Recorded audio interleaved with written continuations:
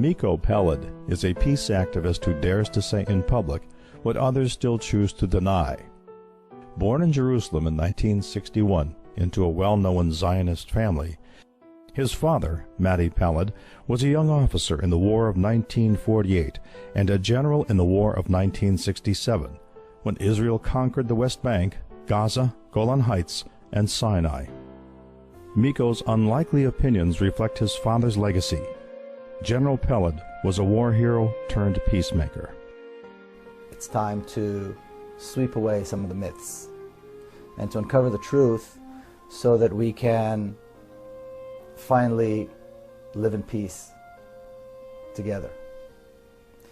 And so the three myths that I like to uncover, the three probably most popular myths, the most common myths: the myth of 1948, the myth was that there was a country without a people. And then the myth of the existential threat of 1967. And then finally the myth of the Israeli democracy.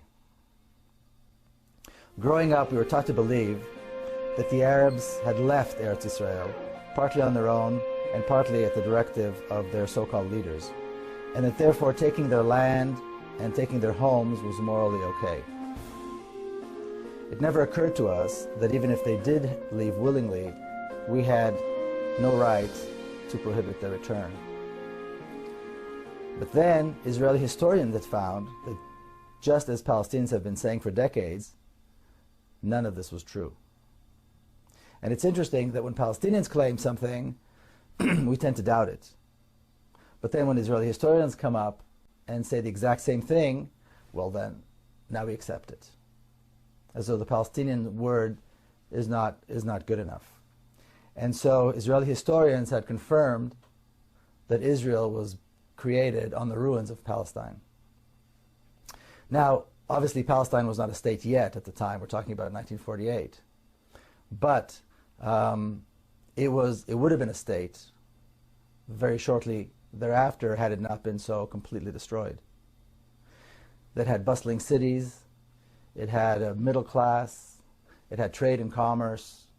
Palestinians had judges and scholars, and they had a rich political life. They had all the characteristics of a state to be. But the one thing in which they didn't invest, the one thing in which Palestinians did not have, was the military. Any kind of militia. And so when the Jewish militias attacked, even though the Palestinians constituted the vast majority of the population, when the Jewish militias attacked, they were helpless. The Jews, on the other hand, in Palestine at the time, were a minority, probably less than 500,000, but they had put together state-like institutions. So they had their own schools, they had their own universal health care system, for example, they had a quasi-government of which my grandfather was a member, and all of these were created based on the principle of hafradah, which in Hebrew means segregation.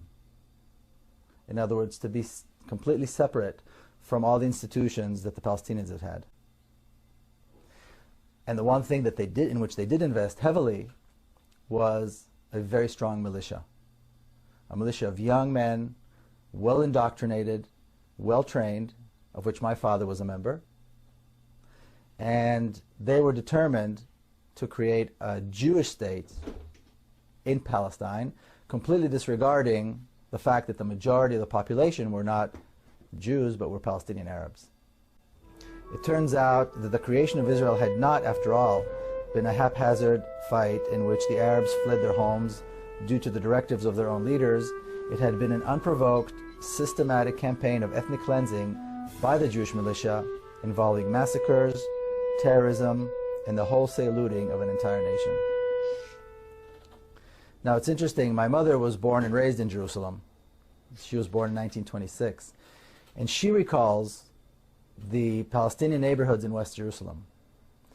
And when the residents of these neighborhoods were forced to leave their homes, which are still in Jerusalem, they're beautiful, spacious homes with beautiful gardens, were offered to Jewish families And one such home was offered to her, being the wife of an officer and so forth. And she refused it. She said she could not bring herself to move into the home of a family that had been forced out and is now living in a refugee camp. She also said, and I heard this confirmed by many people, that when the Jewish forces came into the homes, the coffee was still warm on the table. The people had just left. And then the looting began. And again, she recalls seeing the truckloads of furniture and rugs and what have you being taken away from those homes.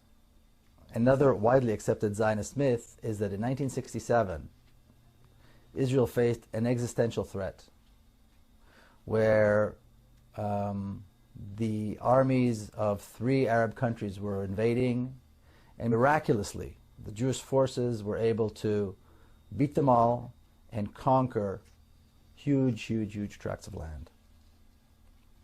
Now, setting aside for a moment the fact that countless books have been written in Hebrew and English and Arabic and other languages, and that documentaries have been filmed disproving this completely and showing that the purpose of the war was conquest.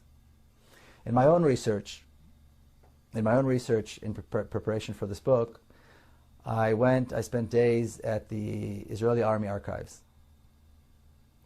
And I read from the minutes of the meetings of the Israeli General Staff, the top IDF, top brass, and the things that were said during those meetings. And I want to quote from my book one such passage. In a stormy meeting of the IDF top brass in the Israeli cabinet that took place on the 2nd of June, 1967, my father, General Mati Peled, told the cabinet in no uncertain terms that the Egyptians needed at least a year and a half in order to be prepared for a full-scale war. His point was that the time to strike a devastating blow against the Egyptian army was now, not because of an existential threat, but because the Egyptian army was not prepared, and it was an opportunity to destroy it once again. The other generals agreed, but the cabinet was hesitant. The prime minister was not sure a full-scale war was the right thing to do, and a tug of war of unimaginable proportions ensued. During that same stormy meeting, my father said to the prime minister, President Nasser, referring to Egyptian President Gamal Abdel Nasser, President Nasser is advancing an ill-prepared army because he's counting on the cabinet being hesitant. He's convinced that we will not strike. Your hesitation is working to his advantage. Later on, he accused the Prime Minister of insulting the army, this army that had never lost in battle, by not allowing the army to attack right now. So there was never any mention of an existential threat, just an opportunity to once again assert Israeli strength. In the end, the cabinet succumbed to the enormous pressure placed upon them by the general, and they decided on a preemptive strike that began on June the 5th, 1967. And again, I want to quote from my book. The surprise attack led to the total destruction of Egypt's air force, the decimation of the Egyptian army, and the reconquest of the Gaza Strip and the Sinai Peninsula in a matter of days. The Israeli army also knew that the Syrian army was in shambles and the Jordanians were no match for the IDF strength. After the campaign of Egypt went so smoothly, the generals turned their attention to the West Bank and the Golan Heights, two regions that Israel had coveted for many years. Both regions had strategic water resources and hills overlooking Israeli territory. And the West Bank contained the heartland of biblical Israel and the crown jewel, the old city of Jerusalem. In 6 days, it was all over. Arab casualties were estimated at 15,000. That's 15,000 dead in 6 days. Israeli casualties were 700. And the territory controlled by Israel had nearly tripled in size. Israel had in its possession not only the land and resources it had wanted for a long time, but also the largest stockpiles of Russian-made arms outside of Russia. Israel had once again asserted itself as a major regional power, or as the neighborhood bully. Now here's something of immense proportion that takes place, and take into account that this is over 4 decades ago.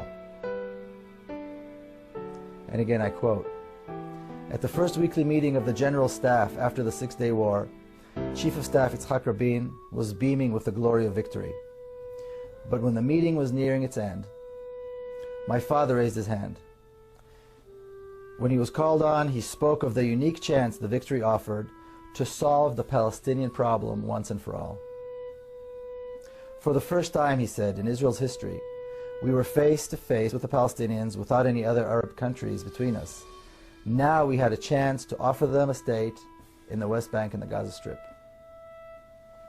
He claimed with certainty that holding on to the West Bank and people who lived in it was contrary to Israel's long-term strategy.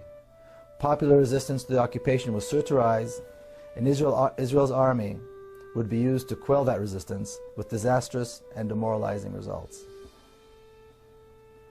It would turn the Jewish state into an increasingly brutal occupying power and eventually into a binational state.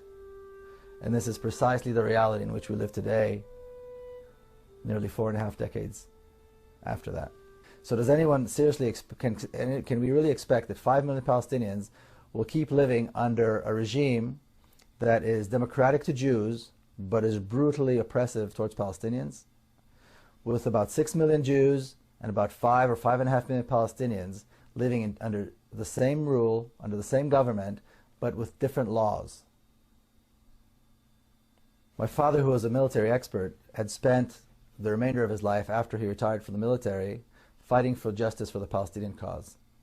And being a former military man, he was often asked about Palestinian terrorism. On one such occasion, when he was being interviewed by the Israeli television, he said this about terrorism. He said, "Terrorism is a terrible thing, but the fact remains that when a small nation is governed by a larger power, terrorism is the only means at their disposal." My father's predictions have all come true. Now, the work of the Israeli lobby in the United States notwithstanding, more and more people around the world are beginning to realize that there are in fact 2 nations who live between the Jordan River and the Mediterranean, and that the conditions under which Palestinians live are completely unacceptable. Recently we had an event here in San Diego, which was a vigil to remember those who were killed in Gaza by the Israeli army. And as this vigil was taking place, there was a large contingent of Israeli supporters. We were separated from them by a line of police and what I think is a sense of morality. And they were dancing and singing as those of us that were at the vigil tried to recall the names of 1,400 people that were killed. These were 3 weeks of such death and destruction that one can hardly comprehend. And I remember the stories of the Israeli Air Force pilots who flew sortie after sortie, dumping hundreds of tons of bombs on a civilian population in Gaza, and would then return home to celebrate the festival of Hanukkah.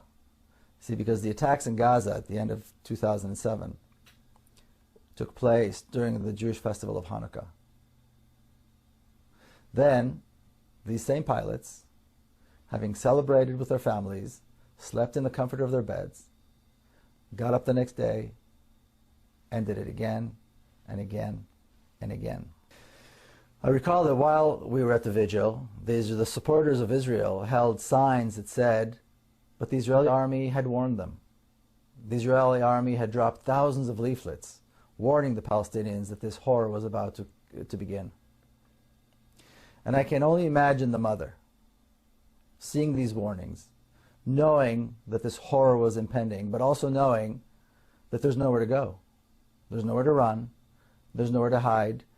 There's nowhere to save her children from the bombs and from the fire, from the smoke and from the chemicals, and from the phosphorus that consumes the flesh and won't be extinguished. Because Gaza is locked down. Gaza is under siege, a siege that was imposed by Israel on the people of Gaza. So for these young Israeli pilots, These young men who most Israelis and Israeli supporters around the world consider their finest. This was really nothing but shooting fish in a barrel as they began their merciless onslaught at exactly 11:25 in the morning on December the 27th, 2008. And that date, December 27, 2008, will forever be etched in our memories as the darkest and most shameful day in the long history of the Jewish people. As Israel began a shameful and merciless attack on the people of Gaza. The attacks began at 11:25 in the morning, the precise time that the children of Gaza are on the streets. Between 11 and 11:30, children of Gaza are either on the way to school or on the way home from school, as that is the time that the two shifts of the school day change.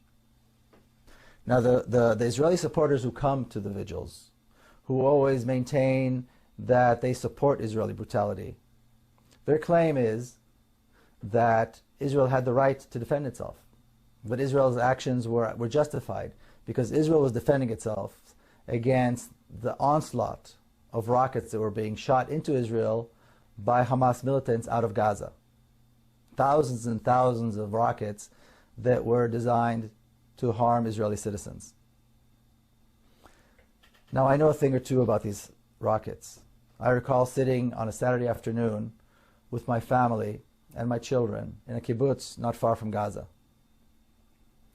And at one point, we heard those rockets flying overhead.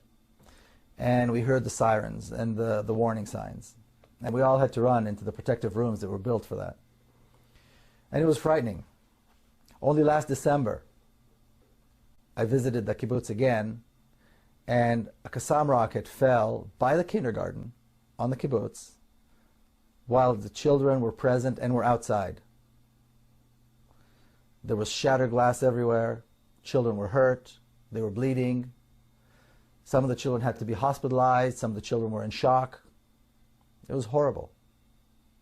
I went and I walked and I saw the hole in the ground created by the rocket, the size of a large soccer ball. And then I remembered what a crater that is created by a 1-ton bomb looks like. It's the size of a city block. Children aren't scratched and they're not in shock as a result of that. They're decimated.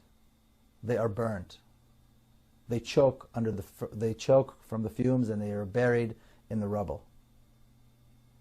Now, multiply that by 100, and then again, and then again. And remember, or keep in mind, that Gaza is one of the most densely populated areas in the world. Yet, Israeli supporters will justify this. Many Jewish people will recall the story in the book of Genesis, chapter 18, where God decides to destroy the city of Sodom because they were sinners. And the patriarch Abraham, the shared patriarch of Jews and Arabs, chastises God and says to him, "Wilt thou also destroy the righteous with the wicked? Perhaps there be 50 righteous in the city." You see, Abraham is chastising God. And God promises that if he finds 50 righteous people, he will spare the city. Well, in Israel, there is no Abraham today. And no Palestinians are righteous in the eyes of the Israelis. And as we know, the 800,000 children of Gaza were not spared this horror. You know, I'm often accused of being one-sided and of not mentioning Palestinian terrorism and the suffering that Israelis have to go through. So I'm going to touch on that right now. As my father said decades ago, when a larger power rules a smaller nation, some form of violent resistance is to be expected. And as for my own family's brush with terrorism, in our case it drove all of us to engage with the Palestinians and to reach out. And the same thing happened to me personally. And again, I want to quote a passage from my book, The General's Son. Then, in the fall of 1997, disaster. My niece Madar was killed by Palestinian suicide bombers in Jerusalem. Several hours later, there we were, driving along the road to the cemetery. Police escorted our procession on motorcycles, making way for vans carrying the devastated family members of another Jewish casualty. As we got out of the van, someone approached and asked me to carry the small coffin. My heart felt far heavier than the heartbreakingly slight weight on my shoulders. Israelis and Palestinians, family members and friends, famous leaders and ordinary people, all came to give eulogies and to express their sorrow at this unspeakable loss. Smadar, my niece, was laid to rest near my father, her grandfather, in a small hilltop cemetery just outside Jerusalem. To this day, my sister Nurit cannot forgive herself for leaving her baby girl out alone in the cold, damp ground. But when my sister did come out to greet the mourners, the thousands who came to mourn, she did not ask for retaliation. She did not talk about revenge. The first words that came out of her mouth were these: no real mother would want the same horror to happen to another mother. And I quote again from the book. I stayed in Jerusalem for the week of the Shiva, the 7 days of mourning. It wasn't easy to return home and resume my routines after it was over. How do people do this? I kept thinking to myself. How do people keep on living as though nothing had happened? How many songs have been sung, poems read, and stories written about this feeling, the feeling one has when the unthinkable happens, yet the world doesn't end. It seemed impossible to carry on, but my mother always says that life was stronger than death, and so we went on. But something had changed. I knew I had to do something, and I knew that the right thing to do was to meet with Palestinians. And I did this right here in San Diego, and I was welcomed by the warm embrace of the local Palestinian community. The experience of meeting with Palestinians was comforting, it was liberating, and it was also heart-wrenchingly difficult. It was comforting to know that we're all very similar. And it was liberating to know that we don't have to be enemies. But it was heart-wrenchingly difficult to realize that I did not have full possession of the truth. And that is where I think Israeli supporters, mostly Jews, that's I think where most of them are. And I think it's time for Israeli Jews and American Jews to join what was very eloquently described by Clovis Maqsood as the constituency of conscience. You know, one can only imagine what white South Africans went through when they saw that apartheid was coming to an end. Clearly they wanted to hold on to their way of life, corrupt as it may have been. The whites in the southern states were probably trying to hold on as much as they could when they saw the end of legalized segregation and discrimination and racism come to an end in this country. We see this with leaders in the Middle East right now, holding on to the last minute, not wanting to give up their way of life and their control. And Zionists in Israel around the world are now doing the same, trying to hold on. We see brutal tyrants everywhere these days, from Libya to the Gulf states, do the same thing, holding on even as they fall one by one. Now Zionists and their supporters do the same, holding on to the notion that a racist regime can last, that injustice and horror can last, and that crimes against others who are different can go unpunished. But we are near the end. The Zionist dream of an ethnically homogeneous state was shattered by the Zionists themselves with their insatiable hunger for land. In their own hands, they created a binational state where almost half of the population are not Jewish or Israeli, but are Palestinian Arabs. True that they have no rights, it's true that they're not counted, but this will come to an end sooner than most people think. I think it's safe to say that the non-violent resistance movement in Palestine will prevail. We have Israelis and Palestinians hand in hand, marching every single week in Bil'in, in Ne'elin, in Nabi Saleh, in Bet Umar, in Masara, in Sheikh Jarrah, in Silwan, and in other places. They face the brutal force of the Israeli army every single week, but they're dedicated and they will prevail. And the dedication of these people is the reason that people like myself who believe in justice and democracy are optimistic. In Nabi Saleh, another beautiful spot in the West Bank where settlers have made their ugly mark, Israeli reservists, clumsy and armed to the teeth, are faced with the undaunted courage of mothers and their children who just want the settlers and the army out of their villages and out of their lives. It seems surprising that Israeli soldiers, young men and women who are raised on what is seemingly in a democratic society, are willing to enforce this brutal occupation, because they do it very willingly and they do it very brutally.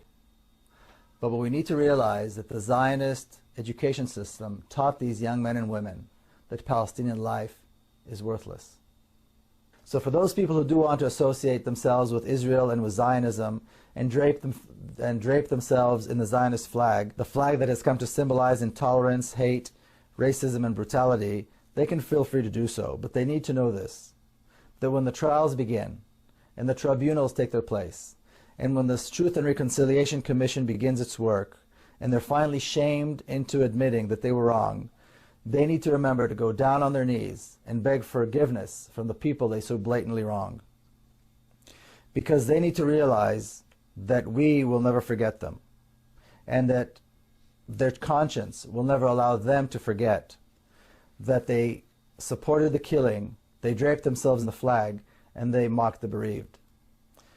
The rest of us will move on, and along with the rest of the Middle East, we will follow the example of the people of Egypt to create something that will surely be a tremendous accomplishment, a democratic, secular state in our shared homeland, a state where Muslims, Christians, and Jews live as equals and educate their children to love their diverse homeland with its multitude of cultures, its rich history, and its promising future.